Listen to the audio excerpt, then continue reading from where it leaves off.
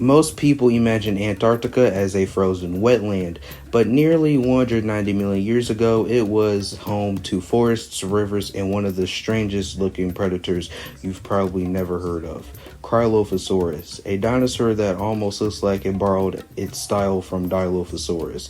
With that bizarre crest sitting across its head, Cryolophosaurus is a large theropod dinosaur, which means it walked on two legs, hunted other animals, and its name literally means frozen crested lizard, which perfectly matches both where it was found and the unusual feature that makes it stand out from almost any other dinosaur.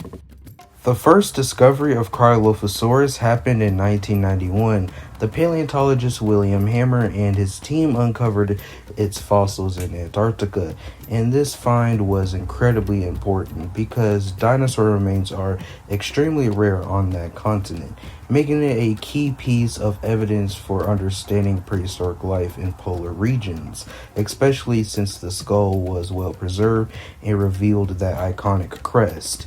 When it comes to its classification, Cryolophosaurus is considered a theropod, but its exact placement on the dinosaur family tree has been debated, since it shows a mix of both primitive and more advanced traits, and it makes it an important species for scientists trying to understand how early meat-eating dinosaurs evolved into more specialized predators we see later in the Jurassic and Cretaceous period. The most eye-catching feature of Cryolophosaurus is easily its crest, which runs across the top of its head from side to side, almost like a comb or a pompadour hairstyle.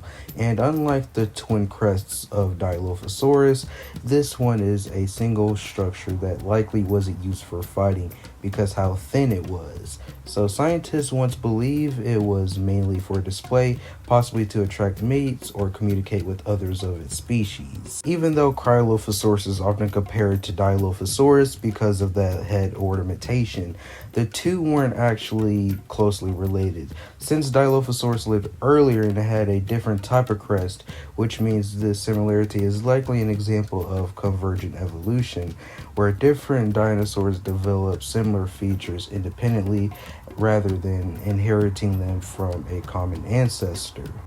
In terms of size, Cryolophosaurus was no small predator, reaching around 20 to 22 feet in length and weighing roughly 1,000 pounds, making it one of the most dominant predators in its environment.